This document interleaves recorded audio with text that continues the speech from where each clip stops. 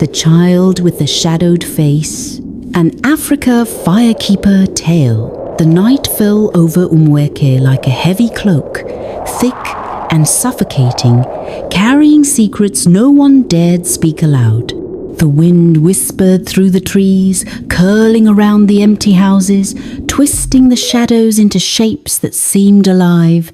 Sergeant Amara Obi drove slowly through the quiet streets, her hands gripping the steering wheel, her heart alert to every small sound.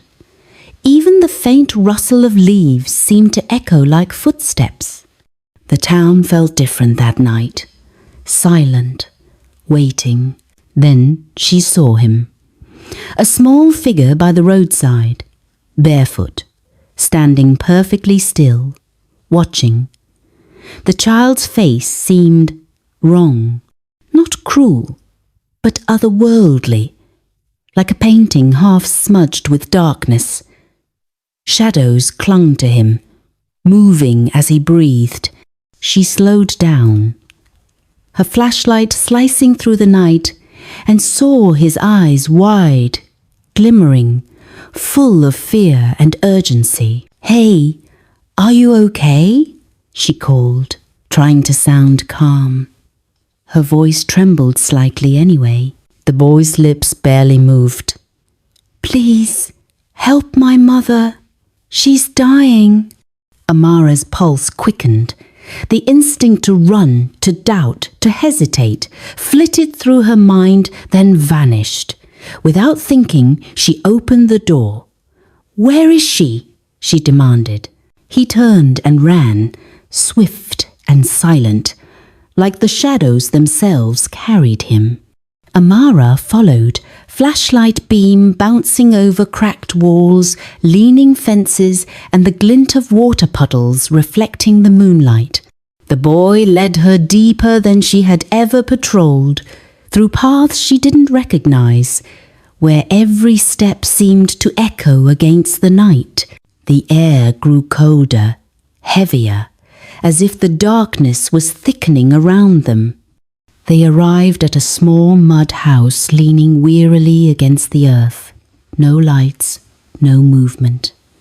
The smell of damp wood and smoke drifted out as Amara approached. Her chest tightened. Something about the silence felt wrong.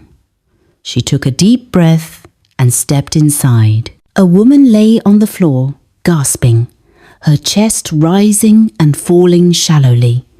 Her hand clutched a broken bowl. Amara rushed forward, checking her pulse, whispering, "Stay with me, just stay." The boy stood silently at the doorway, watching. His face, half hidden in shadows, glimmered in the faint light. Then he spoke, softly, almost like the wind itself carried the words. "You were here before, long ago." Amara's brow furrowed. "What do you mean?" she asked. "I don't understand."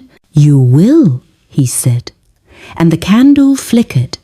The room felt alive, as if it breathed with its own secret. Amara glanced at the woman, whose eyes fluttered weakly.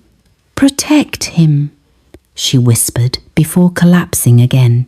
Amara's mind raced. "Protect him? Who? What? The boy? The woman? Something else?" She called for backup. Radio dead. Phone dead. The walls seemed to lean inward, the shadows stretching. A shiver ran down her spine. She had never felt fear like this, not from criminals, not from storms, but from uncertainty, from the unknown. She looked up. The boy was gone. She felt the chill of the air brush against her neck like a finger, and then a small, distant laugh drifted through the house. Faint, melodic, impossible to place. Her pulse raced. Was it the child? Something else? Back outside, the house was gone. The ground where it stood was empty, like it had never existed. Only dust and faint footprints remained. Amara's hands shook. She whispered to herself, "What? What just happened?" Her voice barely carried over the wind. Suddenly, a radio hissed. "Unit 14, report. Medical emergency, River Street. River Street, where she had just been." Her stomach churned. How could the house disappear? How could the boy vanish and yet guide her to this exact place? The sun rose, soft and hesitant. Amara tried to convince herself it was a dream, a hallucination from too many long nights. But in the afternoon, a woman arrived at the station, holding a small boy by the hand. Her pulse skipped. The boy's face ordinary now, unshadowed, innocent. Yet the eyes, she recognized them immediately. The same determination, the same strange intensity. "Officer," the woman said, smiling, relief shining in her eyes. "My son went missing last night. He said a lady police officer followed him home and helped me." Amara froze. "Your name?"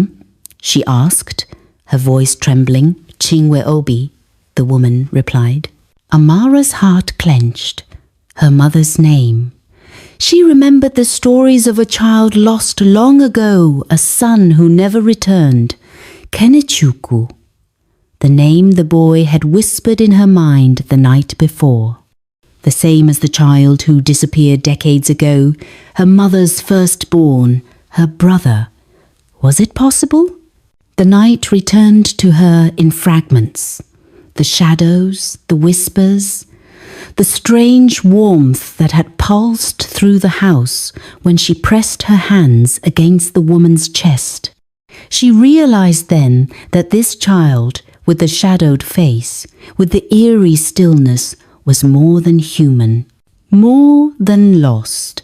He was a guide, a bridge between what had been and what was now.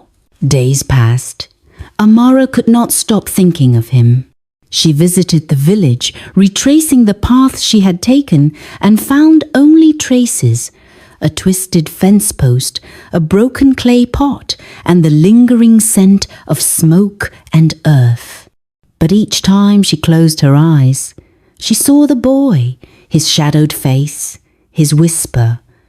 "You can save her, but you must remember. You must believe." Weeks later, Amara began her project, a small community centre, a refuge for mothers and children. She called it the House of Kene.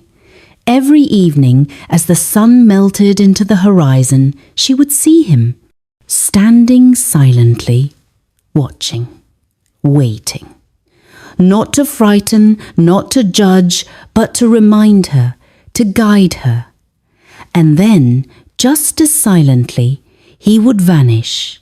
Sometimes she could swear she heard him laughing, or the faint whisper of a voice saying, "Do not forget." She knew she would never forget. She had been given a gift, the understanding that fear and courage, shadow and light, loss and redemption were all connected, and that one small act of kindness could ripple through time, touching lives in ways unseen. She realized that the night she followed him had changed her forever. She was no longer just a police officer. She was a keeper of stories, a witness to unseen hands that guide the living, a protector of the vulnerable. And if one night a child ran to her again with a shadowed face, she would follow without hesitation, for she had learned that sometimes the unknown carries the answers we need most. And so the wind continues to whisper through Umueke. Shadows curl and bend in the moonlight. The House of Kene stands as a beacon for those who cannot protect themselves. And in the silence, if you listen closely, you can hear a small laugh carried by the night, the child with the shadowed face, watching, waiting, guiding. And the world just for a moment, feels